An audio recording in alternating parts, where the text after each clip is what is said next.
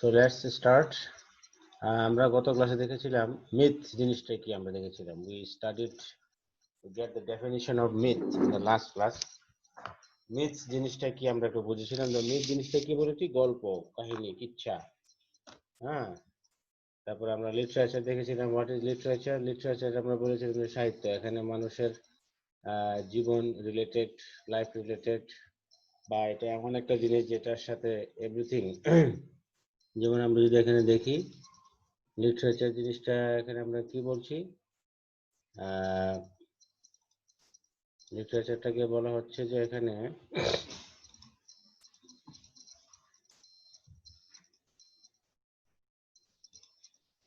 আচ্ছা, লিটারেচারটাকে এখানে আমরা বলতেছি যে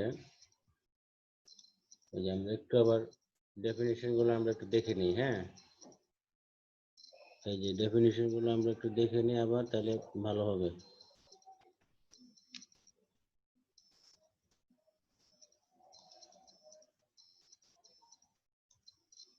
এই যে মিথের সংজ্ঞাটা, মিথ জিনিসটা কি? মিথের সংজ্ঞাটা আমরা একটু দেখি.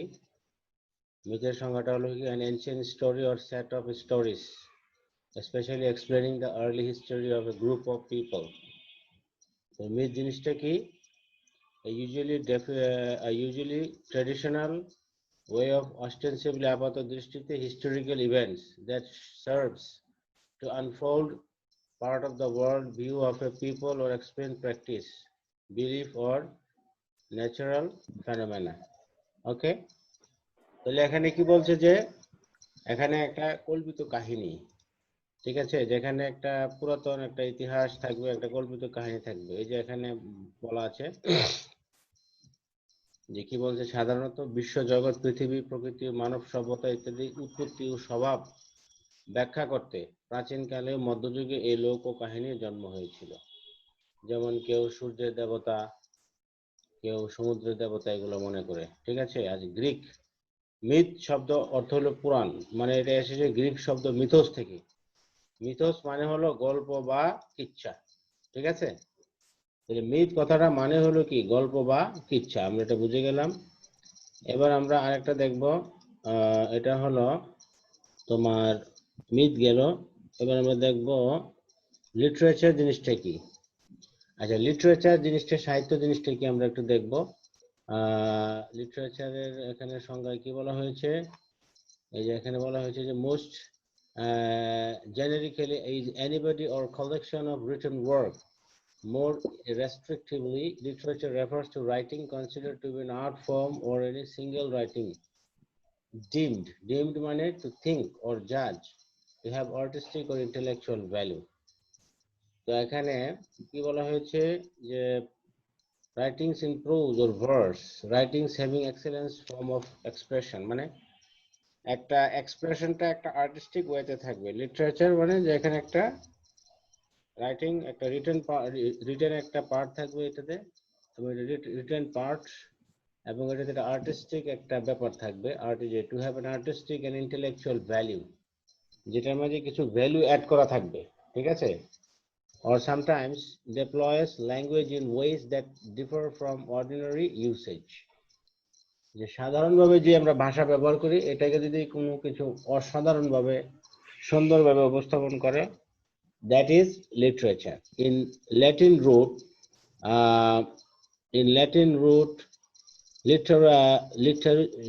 literatura or literatura derives itself from littera, letter or handwriting. এটা মানে হলো letter or handwriting. Was used to refer to all written accounts. The concept has changed meaning over time to include texts that are spoken or sung, oral literature, or non-written verbal art forms. Developments in print technology have allowed an ever-growing distribution and proliferation. Literature is classified according to whether it is fiction or non-fiction. Fiction মানে হলো একদম কাল্পনিক, আর non fiction মানে হলো যে কাল্পনিক না, বাস্তব ভিত্তিক, তথ্য ভিত্তিক. And whether it is poetry or prose, fiction can be further distinguished according to major forms such as novel, short story, drama. অর্থাৎ লিটারেচার জিনিসটা কি? লিটারেচার হলো যে any work written work, and it can refer to an individual work itself or a categorical understanding of literature. অর্থাৎ এখানে writing একটা part থাকবে, written একটা অংশ, এবং এখানে মানুষের যেই চিন্তা ভাবনা, এটা বাস্তব ভিত্তিক হতে পারে, ফ্যাকচুয়াল ভিত্তিক হতে পারে, নন ফ্যাকচুয়াল হতে পারে, ঠিক আছে, তথ্য ভিত্তিক হতে পারে, তথ্য ছাড়াও হতে পারে, কেমন? এটা গেল। আচ্ছা, এবার আমরা দেখবো লেজেন্ডের সংজ্ঞাটা। What is legend? কারণ এই শব্দগুলা, এই যে পয়েম আছে, এই পয়েমটার সাথে রিলেটেড। লেজেন্ডটা কি? লেজেন্ড হলো very old story or set of stories from ancient times, এগুলো স্টোরি, হ্যাঁ, or the stories not always true, সবসময় কিন্তু এগুলো সত্য নয়, that people tell about famous event or person. ঠিক আছে, এটার বাংলাটা হলো কি? যেমন কিংবদন্তি হলো, লেজেন্ডের বাংলা কিংবদন্তি হলো ইতিহাস ও কল্পনার সংমিশ্রণে লৌকিক কথা সাহিত্যের বিশিষ্ট, সাহিত্যের চরিত্র বিশিষ্ট লোককথা। তাহলে এই যে বোঝা গেল কি যে কিংবদন্তি, কিংবদন্তি মানে হলো এটার মানে ইংরেজি হলো লেজেন্ড, লেজেন্ডের বাংলা হলো কিংবদন্তি। কিংবদন্তি হলো ইতিহাস ও কল্পনার, ইতিহাস এবং হিস্টোরি অ্যান্ড ইমাজিনেশন দুইটার একটা মিক্সচার হয়ে একটা সাহিত্য রচনা হয়, একটা চরিত্র, সাহিত্যের চরিত্র বিশিষ্ট লোককথা। ল্যাটিন লেজেন্ডা, লেজেন্ডা মানে থিংস টু বি রিড, মানুষের কাজের বয়ান, যা বক্তা এবং শ্রোতা উভয়ের দ্বারাই মানব ইতিহাসে সংঘটিত হয় বলে মনে করা হয়, এবং তাকে কিছু সুনির্দিষ্ট যোগ্যতার অধিকারী হতে হয় যাতে গল্পটির ভার্সিমিলিটিউড, ভার্সিমিলিটিউড মানে having the appearance of truth, মানে যাতে কিছুটা সত্যের একটা রেশ থাকে, পুরোপুরি সত্য না হলেও যাতে মানুষের কাছে বিশ্বাসযোগ্য করা যায়, হয় না, সত্যতা আছে, এর মধ্যে সত্যতা আছে। তাহলে আমরা কি বুঝলাম? যে কিংবদন্তি বা যে ইয়াটা হলো কি, যে এখানে কিছুটা সত্য, কিছুটা ইতিহাস, কিছুটা কল্পনা মিশ্রণ থাকবে, দ্যাট ইজ কল্ড লেজেন্ড। আর লিটারেচার আমরা কি বুঝলাম? লিটারেচার মানে হলো যে একটা রাইটিং পার্ট, একটা রিটেন ফর্ম, একটা রিটেন একটা কিছু, এটাতে তোমার ফিকশন থাকবে, নন ফিকশন থাকবে, স্টোরি থাকবে, নোবেল টাইপের থাকতে পারে, হ্যাঁ। আচ্ছা, এটা গেল। আর আমরা মিথ কি বুঝলাম? মিথ আমরা কি শিখলাম? মিথরা আমরা শিখেছি যে মিথ হলো কি, এই যে মিথরা হলো, মিথ হলো যে কি, এই যে মিথোস, গ্রিক শব্দ মিথোস, মিথোস মানে হলো কি গল্প, কেচ্ছা কাহিনী। মিথোস মানে হলো গল্প, কিচ্ছা কাহিনী, ঠিক আছে। মিথোস মানে হলো গল্প, কিচ্ছা কাহিনী, এই যে আমি আন্ডারলাইন করে দিলাম এখানে, এই যে মিথোস মানে হলো কি গল্প, কিচ্ছা কাহিনী, এখানে গল্প বোঝাচ্ছে, কিচ্ছা, ঠিক আছে। এটি হয় অধ্যয়নের কাল্পনিক বা একটি শরীর বা সংগ্রহ কাল্পনিক, ঠিক আছে। তাহলে এই যে এগুলা রিলেটেড আর কি। আচ্ছা, আর এটা মিথরা হলো আপাত দৃষ্টিতে একটা historical event that serves to unfold part of the world view. যা হোক, তাহলে বোঝা গেল, তাহলে আমরা শিখে গেলাম যে মিথ হলো তোমার এমন একটা জিনিস যেটাতে কোনো সত্যর লেশ থাকে না, যেখানে পুরোপুরি গল্প, কিচ্ছা। আর লেজেন্ড হলো এটাতে ইতিহাস এবং বাস্তবতা কিছু মিশ্রণ থাকে। আর লিটারেচারটা হলো তোমার একটা রিটেন পার্ট, এটা রিটেন একটা ফর্ম, যেটাতে মানুষ ফিকশন, এটা ফিকশন হতে পারে, নন ফিকশন টাইপের হতে পারে, হ্যাঁ। এখানে সুন্দরভাবে জিনিসটা উপলব্ধি করতে পারি আমরা। ওকে, তাহলে আজকে আমরা টুডে আমরা আজকে কি করব? আমরা একটু আজকে এই ওয়ার্ড মিনিং গুলো একটু দেখবো। This are very important. তোমরা যখন ইউনিভার্সিটিতে অ্যাডমিশন দিবে তখন কিন্তু তোমাদের এগুলো খুব কাজে দিবে, বুঝছো? এই যে টেক্সট গুলো তোমরা অনেকে ফার্স্ট পেপার মনে করো যে আরে ফার্স্ট পেপার কি পড়বো, ফার্স্ট পেপার কিছু লাগে না, খুব সহজ। আসলে সহজ ঠিক আছে, কিন্তু একটা অর্থ জিজ্ঞাসা করলে তো পারো না, এটাই দুঃখজনক। এবং এই ইউনিভার্সিটি অ্যাডমিশনে তোমাদের এইসব টেক্সট থেকে কিন্তু বিভিন্ন জায়গায় ওয়ার্ড মিনিং আসে, কিন্তু তোমরা তখন এগুলোকে এখন ইগনোর করতেছো, তখন কিন্তু পারো না। এই জন্য আমি আশা করব you should be very attentive in the class. Teacher যাই পড়াচ্ছে এখানে কিছু না কিছু শিক্ষার বিষয় আছে। আচ্ছা, এখানে আমরা এই কবিতাটার একটু সামারিটা দেখি। Let's see the summary of the poem. আমি এই যে যে বেঙ্গলস ফেস, জীবনানন্দ দাশের যে কবিতাটা, এটা আমরা দেখি। I have seen Bengal's face has been translated from Jibanananda Das. Jibanananda দাশের জন্ম এবং মৃত্যু হলো 1899 থেকে 1954, 1899 to 1954। বেঙ্গলি পোয়েম, বাংলার মুখ আমি দেখিয়াছি। ওকে, Translation. The poem is about the diverse beauty of the nature of Bangladesh. বাংলাদেশের যে সুন্দর ডাইভার্স মানে কি, যে প্রকৃতির যে বিচিত্র মানে বিভিন্ন রূপ যে রয়েছে বাংলাদেশের প্রকৃতির, হ্যাঁ, এটা উনি এখানে বর্ণনা করেছেন। Seeing which the poet declares that the beauty of Bengal has no parallel. বাংলার সৌন্দর্যের কোনো সমতুল্য নাই। Here the poet wants to express his belief that the beauty of Bengal is perpetual and this beauty has been enchanting. যে বাংলাদেশ সৌন্দর্যটা উনি বিশ্বাস করেন যে পারপেচুয়াল, এটা চিরস্থায়ী, and this beauty has been enchanting, এবং এটা মনোমুগ্ধকর, মানুষকে আকর্ষণ করে, and giving strength to the people from the time immemorial, যে অনেক আগে থেকেই, হ্যাঁ, অনেক কাল ধরে, অনেক যুগ ধরে এই দেশের মানুষকে স্ট্রেংথ দিচ্ছে এই বাংলার সৌন্দর্যটা। In this poem the poet depicts মানে কি, অঙ্কন করেছেন, দেখিয়েছেন, চিত্রায়িত করেছেন the beauty of the dawn of Bengal, যে খুব সকালে বাংলার সৌন্দর্যটা কেমন থাকে সেটা উনি এখানে দেখিয়েছেন। কবি এটার মাধ্যমে মানে বাংলার সৌন্দর্যটা কেমন থাকে খুব সকালবেলা, এই যে এখানে যে কি বলেছেন, এই কবিতায় কবি বাংলার ভোরবেলার সৌন্দর্য অঙ্কন করেন। হ্যাঁ, বলো। আমাদের পরীক্ষার সিলেবাসটা কি থাকবে স্যার? তোমাদের পরীক্ষার সিলেবাসটা কি থাকবে? তোমাদের তো যে কি বলে, যে তোমাদের যেহেতু এটা কি পরীক্ষা হবে, ফার্স্ট ইয়ার ফাইনাল হবে না? হ্যাঁ, কথা বুঝতে পারছো?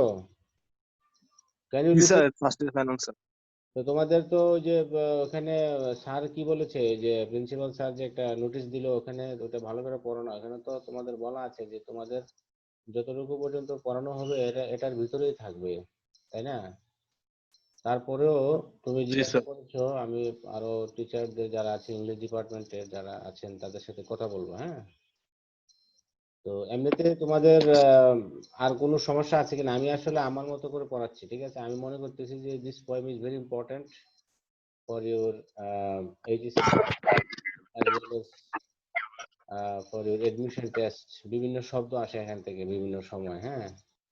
তো এটা আমি এই জন্য এটা বারবার পড়াচ্ছি, কারণ যদি তোমরা লিটারেচার, মিথ এবং ওই যে ইয়ার পার্থক্যটা না বুঝো তাহলে কিন্তু কবিতা বুঝতে পারবে না। ওকে, তাহলে আমরা এটা পড়াচ্ছি। আর ওই যে সিলেবাসের বিষয়টা আমি আলাপ করবো না, হ্যাঁ। I'll discuss with all the teachers in English department what is the decision taken by them or we will take. Okay, then I'll inform you. আর এটা তো সিলেবাস তোমাকে মানে ফেসবুকে বা তোমাদের যে গ্রুপে এটা দ্যাট উইল বি ডিক্লেয়ার্ড। হ্যাঁ, মানে এটা ডিক্লেয়ার করা হবে যে এত থেকে এত পর্যন্ত তোমাদের সিলেবাস তোমরা স্টাডি করো, নো প্রবলেম, এটা নিয়ে চিন্তার কারণ নাই। Okay, so now let's move on to the poem. In this poem কি করেছেন, the poet depicts the beauty of the dawn of Bengal, যে ভোরবেলার সৌন্দর্যটা কবি এখানে বর্ণনা করেছেন, মানে সকালের সৌন্দর্য কত ভালো লাগে, and relates this with the past two events which occurred during dawn.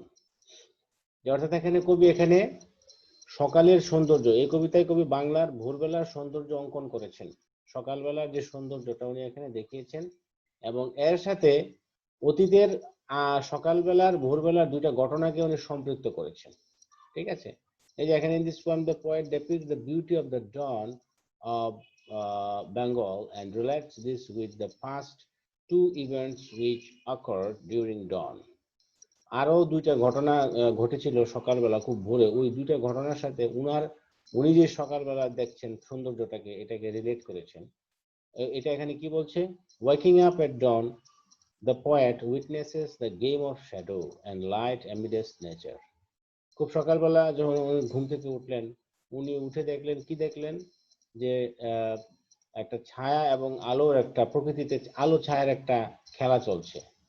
he sees that the birds are still dozing in the nest, যে পাখিগুলো এখনো ঝিমাচ্ছে, ডোজিং ঝিমানো, পাখিগুলো এত সকালে উঠছে এবং তারা ঝিমাচ্ছে। the trees crowding together, হ্যাঁ, গাছগুলো মনে হয় একসাথে ভিড় করে দাঁড়িয়ে আছে, সাইলেন্টলি, নীরবে, মেক এ লিফি ডোম, মনে হচ্ছে যেন গাছগুলো একসাথে হয়ে তারা একটা পাতা দিয়ে একটা গম্বুজ তৈরি করেছে, মানে একদম মানে একদম নিশ্চুপ।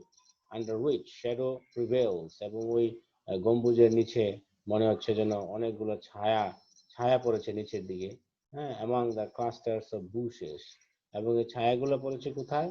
এই ঝোপঝাড়ের এক গুচ্ছ গুচ্ছ গুচ্ছ ঝোপঝাড়ের উপরে গিয়ে আম, এই ছায়াটা পড়েছে, where the sunlight hasn't reached yet, যেহেতু অনেক ছায়া আছে বড় বড় গাছের ছায়ার কারণে নিচে ঝোপঝাড়ে কিন্তু তোমার লাইট, সূর্যের আলোটা পৌঁছতে পারছে না। Such beauty has been also witnessed by চাঁদ সওদাগর। এই যে সকালবেলার এই সৌন্দর্যটা, এটা কিন্তু চাঁদ সওদাগর সে দেখেছে, who came to Champhai Nagar at dawn। যে চাঁদ সওদাগর একজন ব্যবসায়ী ছিল, সেও কিন্তু নৌকা নিয়ে যেত খুব সকালে, বা কোথাও মালপত্র নিয়ে বিভিন্ন জায়গায় যাইতো। সেও কিন্তু এই ভোরবেলায় এই চম্পাইনগরে এসেছিল, চম্পাইনগরে এসে সে এটা দেখেছিল সৌন্দর্যটা। He was a merchant who sailed through the rivers of Bengal, যে বাংলার নদী দিয়ে সে নৌকা চালিয়ে যেত, ব্যবসা করতো, যেহেতু the beauty of Bengal was the familiar to him. তো এই যে নৌকা দিয়ে ভ্রমণ করতে করতে তার কাছে কিন্তু এই বাংলার সৌন্দর্যটা সে পরিচিত। Again, Behula, who was Chad's daughter-in-law, also saw the beauty of Bengal. এখানে আরেকটা চরিত্র নিয়ে আসছে, সেটা হলো যে চাঁদ সওদাগরের ছেলের বউ। চাঁদ সওদাগরের ছেলে হলো লক্ষিন্দর, লক্ষিন্দরের ছেলের বউ হলো বেহুলা। তো বেহুলাও কিন্তু যখন নৌকা বা একটা ভেলায় বেয়ে যখন নদী পার হচ্ছিল বা নদী দিয়ে যাচ্ছিল, তখনও সে সকালবেলা, খুব সকালে ভোরে এই সৌন্দর্যটা অবলোকন করেছিল। when she was accompanying her dead husband on a raft মানে কলার ভেলা বা কোনো কিছু দিয়ে একটা নৌকার মতো তৈরি করা, যাতে যখন সে তার ওই মৃত স্বামীকে, অর্থাৎ মৃত স্বামী বলতে ইয়াকে কি বলে, তাকে, তার নাম হলো লক্ষিন্দর, লক্ষিন্দরকে নিয়ে যখন সে অমরায় যাচ্ছিল, হ্যাঁ, যখন সে দেবদেবীদের যে জায়গা যেখানে অমরা, সেখানে যাচ্ছিল তাকে মানে জীবিত আবার ফিরিয়ে আনার জন্য, তখন সেও কিন্তু এত সকালে এই যে মানে প্রকৃতির সৌন্দর্য রূপটা দেখেছিল। She felt her pain was being mingled with the song of the crust. সে মানে তার যে মনের মাঝে অনেক কষ্ট দুঃখ, তার মৃত স্বামীকে সে নিয়ে যাচ্ছিল, হ্যাঁ, তো এই যে থ্রাস্ট শ্যামা পাখি, শ্যামার গানে সে তার বেদনার মিশ্রণ অনুভব করেছিল, অর্থাৎ শ্যামা পাখি গান গাইছে, তার মনে অনেক কষ্ট, তো তার মনে হয়েছে যে তার কষ্টে এই শ্যামা পাখিও মনে হয় কাঁদছে, তার কষ্টে এই শ্যামা পাখি মনে হয় মানে সুর মিলাচ্ছে, তাকে সমবেদনা প্রকাশ করছে। সে যে তার স্বামীকে নিয়ে দেবদেবীদের ওখানে যাচ্ছে, হ্যাঁ, স্বর্গলোকে, ওখানে গিয়ে সে তার স্বামীকে নিয়ে যাবে, ওখানে গিয়ে দেবদেবীদের খুশি করে সে তার স্বামীকে আবার জীবিত ফেরত নিয়ে আসবে। এই যে তার যে মনে কষ্ট, তার কাছে মনে হচ্ছিল সে যখন যাচ্ছে এই প্রকৃতি, হ্যাঁ, প্রতিটা গাছপালা যে মনে হয় যেন তার কষ্টে, তার দুঃখে দুঃখী হয়ে তারাও কান্না করতেছে। When she danced before the gods, the nature of Bengal took a ride with her.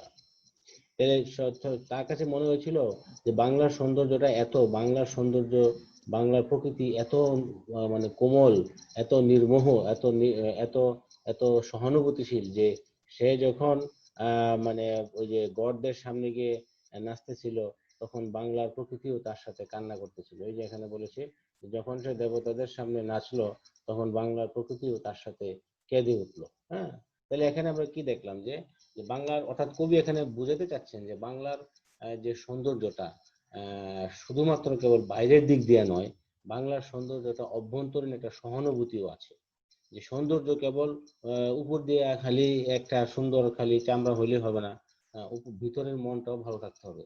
তো কবি এখানে কতটা মানে আন্তরিক ভাবে, কতটা মানে কবির অবজারভেশন কত কত কত দেখো, মানে কত সূক্ষ্ম, যে কবি মানে এখানে প্রকৃতিকে একটা প্রাণ দিয়ে দিয়েছেন, প্রকৃতিকে উনি জীবন্ত মনে করেছেন, যে হ্যাঁ, প্রকৃতিও কিন্তু nature also can sympathize with human agony, with human pain, right?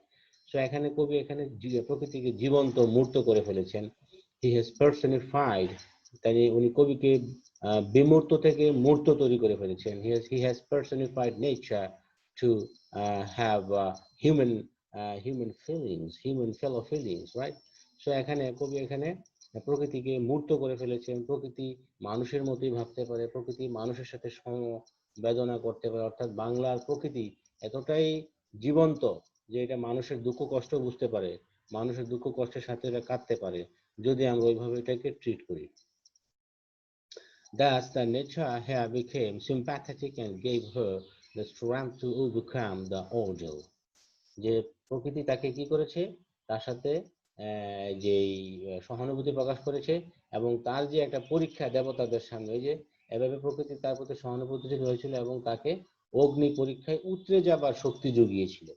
তো কবির মতে এই যে প্রকৃতি কিন্তু অনেক সময় আমাদেরকে the nature can soothe us in our bad days, right? এখানে কবি বলতে চাচ্ছেন যে প্রকৃতির মানুষকে প্রশান্তি দেওয়ার ক্ষমতা রয়েছে। কবি এখানে এটা বুঝতে চাচ্ছেন যে nature can speak to us, nature can feel us, we can also feel the nature. That's why nature এবং মানুষের মাঝে একটা there is a natural relationship, there's a big relationship, there's a great relationship between man and nature. মানুষ এবং প্রকৃতির মাঝে একটা সম্পর্ক রয়েছে। That the nature here became sympathetic and gave her the strength to overcome the order.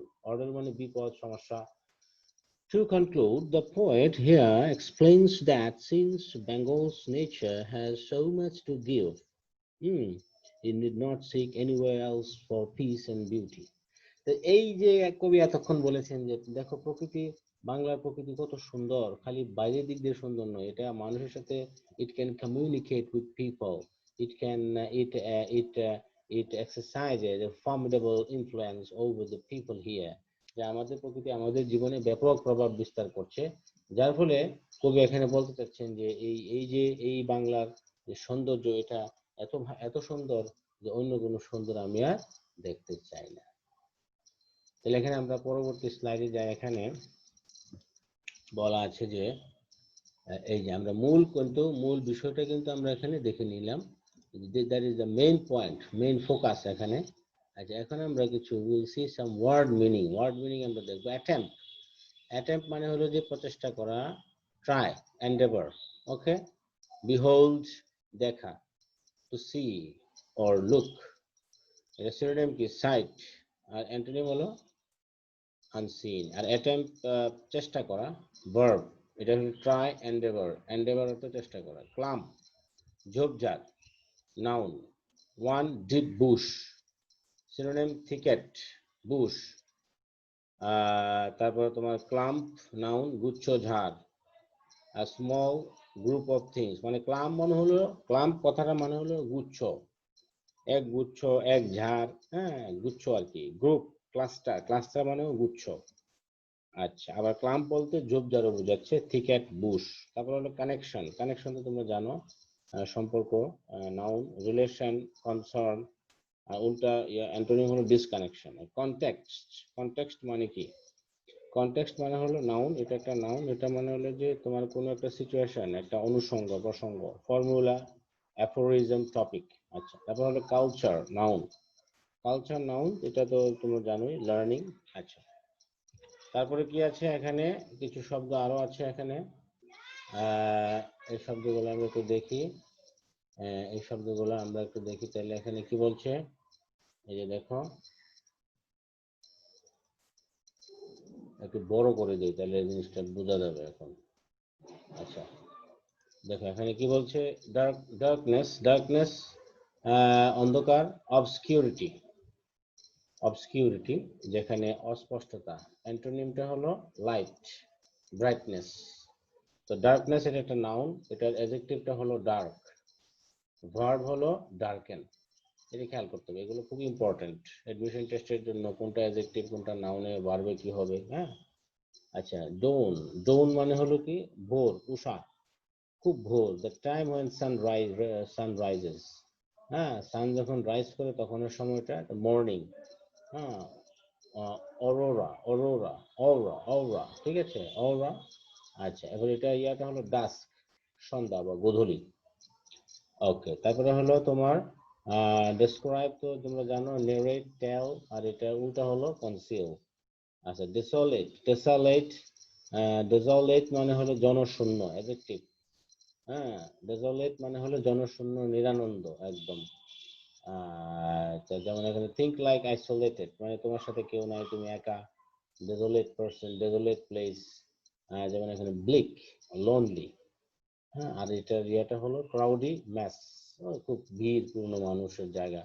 ক্রাউডি mass, bleak, lonely. যে bleak শব্দটা important, আচ্ছা, ডেসোলেট এটা একটা অ্যাডজেক্টিভ, এটা নাউন হলো ডেসোলেশন, ডেসোলেশন, ঠিক আছে, ডেসোলেশন। আচ্ছা, ডিভাইড, ডিভাইড মানে টু পার্ট, ভাগ করা। পার্ট, স্প্লিট, ভাগ করে ফেলা, আলাদা, সেপারেট। আর একসাথে হলে কম্বাইন, একসাথে হলে কি হবে, কম্বাইন। ডোম, ডোম মানে গম্বুজ, অট্টালিকা। আচ্ছা, এটার সিনোনিম কি হবে, আর্চ রুফ, আর্চ রুফ মানে ধনুকের মতো যেটা বাঁকানো ছাদ আর কি। ওকে, অ্যাপিক, অ্যাপিক মানে হলো মহাকাব্য, অ্যাপিক। এপোস, হ্যাঁ, এপোপি, এপোপি বলা যায়, এটার সিনোনিম এপোপি অথবা এপোস, এপোপি অথবা এপোস। আচ্ছা, অ্যাপিক এটা একটা নাউন, মহাকাব্য। অ্যাপিক্যাল এটার অ্যাডজেক্টিভ হলো অ্যাপিক্যাল। ওকে, ফিগ, ফিগ মানে হলো কি, নাউন, ফিগ, ডুমুর, এটা একটা একটা একটা ফলের নাম। A soft fruit with a with a purple or green skin, চামড়াটা কেমন, গ্রিন হবে অথবা পার্পল কালারের হবে। and a lot of small seeds inside, ডুমুরের ভিতরে অনেক সিড থাকে, বীজ থাকে। it grows on a fig tree, ডুমুর গাছে ডুমুর ফুল হয়, স্বাভাবিক।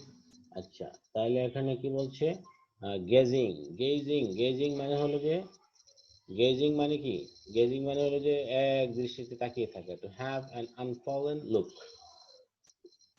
আনফলেন মানে এক দৃষ্টিতে তাকিয়ে থাকা, কোনো দিকে তাকাচ্ছে না। স্টিয়ারিং অথবা ভার্বে হবে গেজ, গেজিং এখানে অ্যাডজেক্টিভ, এটার ভার্বে কি হবে, গেজ। ওকে, তারপরে তোমার হানিকম্ব, হানিকম্ব মানে মৌচাক, মধুচক্র, স্টোর হাউস অফ হানি। এটা এটা হানিকম্ব এটা একটা নাউন, এটা ইয়ে হলো বিহাইভ, হাইভ। তারপরে আচ্ছা, ঠিক আছে, তো হাঁস, হাঁস একটা অ্যাডজেক্টিভ, সরি নাউন, হাঁস নাউন, নিস্তব্ধতা, সাইলেন্স, কোয়াইটিটিউড, সাইলেন্স, কোয়াইটিটিউড। অ্যান্টোনিম হলো নয়েজ। হ্যাঁ, আচ্ছা, হাঁস নাউন, এটার ভার্ব হলো হাঁস একই, অ্যাডজেক্টিভ হলো হাঁসড, অ্যাডজেক্টিভ হলো হাঁসড। আচ্ছা, ইনকম্পারেবল, এটা খেয়াল রাখতে হবে, এটা হাঁস নাউন, আবার এটা ভার্বও কিন্তু হাঁস থেকে এডমিশন টেস্টে বা বিভিন্ন প্রতিযোগিতামূলক পরীক্ষা এগুলো কিন্তু আসে, এগুলো খেয়াল রাখতে হবে। হাঁস শব্দের ভার্বটা কি, হাঁস শব্দের শব্দের অ্যাডজেক্টিভ কি, হাঁসড। ওকে, ইনকম্পারেবল মানে হলো অতুলনীয়, অ্যাডজেক্টিভ, অতুলনীয়, যেটার সাথে তুলনা হয় না, যেমন ইউনিক, নন প্যারেল, যেটা অনন্য, ইউনিক যেটা নন প্যারেল। আচ্ছা, আর যেটা যেটা তুলনা করা যায় সেটা হলো কম্পারেবল, সিমিলার। হ্যাঁ, আচ্ছা, লেজেন্ড, লেজেন্ড আমরা একটু আগে পড়েছি, লেজেন্ড মানে কি, যেখানে ইতিহাস এবং বাস্তবতা মানে সরি, মানে ইতিহাস এবং কিছু কাল্পনিক মিশে একটা জিনিস তৈরি হয়, লেজেন্ড। লেজেন্ডের সবকিছু সত্য হয় না, যেমন এখানে কিংবদন্তি, হ্যাঁ, যেমন হিয়ারসে, হিয়ারসে, ফ্যাবল, টেল, প্যারাবল, এই যে এগুলোকে আমরা বলি যে এখানে সত্য মিথ্যার মিশ্রণ থাকে, মানে কল্পনা এবং কিছু মানে কি বলে যে কিছু কিছু ইতিহাস এবং এর সাথে কল্পনা কিছু মিশ্রণ থাকে, that is called legend, that is called fable, that is called tale, that is called hearsay. আচ্ছা, এটাকে আমরা অ্যান্টোনিম, এটার ইয়েটা হলো উল্টা হলো ফিকশন, ফিকশন মানে হলো যে তোমার পুরোপুরি মানে কল্পনা, একদম পুরোপুরি কল্পনা, এখানে কোনো ঐতিহাসিক কিছু নাই, কিন্তু যখন লেজেন্ড কথাটা আসবে তখন এখানে ঐতিহাসিক কিছুটা সত্যতা থাকতে পারে বা থাকে। ওকে, লেজেন্ড এটা একটা itself a noun. What is the adjective? Legendary, legendary. Adverb, legendarily. Adverb হলো legendarily. Okay. Literature, literature আমরা একটু আগে পড়েছি যে written part, written form, যেখানে তোমার টোটালি বিভিন্ন ভাগ থাকে।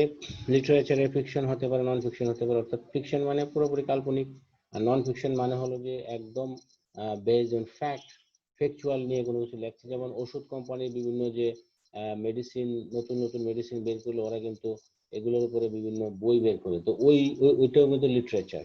এটা কিন্তু একদম একটা মেডিসিন লিটারেচার। আবার আমাদের এই যে মহান গ্রন্থ আল কোরআন, এটাও কিন্তু একটা লিটারেচার, এটা আল্লাহ তাআলার পক্ষ থেকে এসেছে। এটা কিন্তু একবারে বিশুদ্ধ গ্রন্থ, এখানে কোনো কোনো মিথ্যাচার নাই, একদম সত্য কথা পুরোপুরি।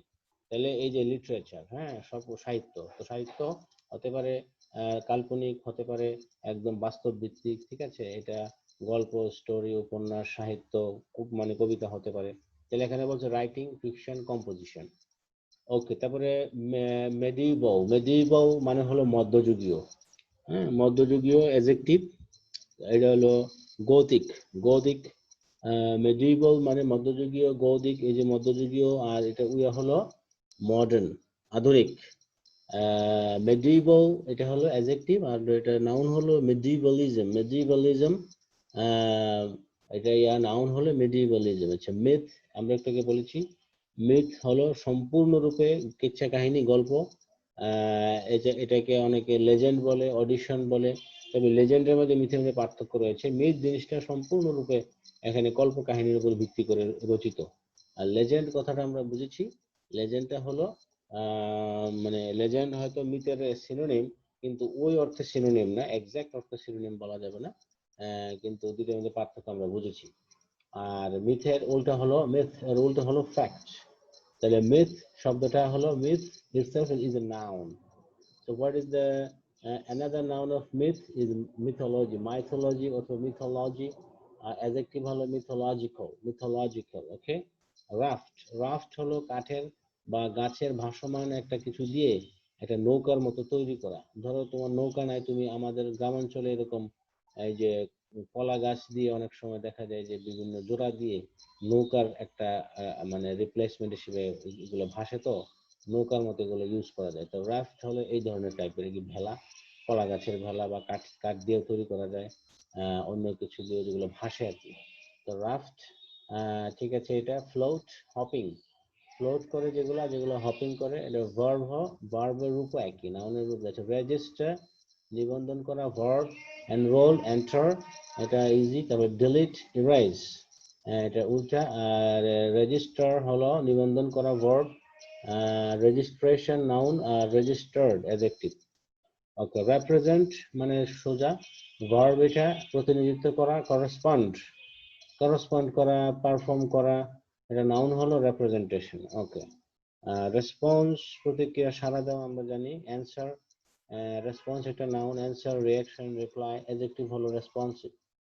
তারপর হলো রুস্ট, রুস্ট হলো পাখির বিশ্রাম স্থান, ঘুমানোর জায়গা। The place where birds regularly settle or congregate to rest at night. Roost মানে হলো যেখানে পাখিরা ঘুমায়, যেখানে তারা নেস্ট, পাখির যে বাসা সেটাকে বোঝাচ্ছে। রুস্ট একটা নাউন, ঠিক আছে, রুস্ট একটা এখানে নাউন। আচ্ছা, তারপরে এখানে আমরা পরবর্তী যে ইয়াটা সেটাতে যাই। স্যান্ড ব্যাংক, স্যান্ড ব্যাংক একটা নাউন।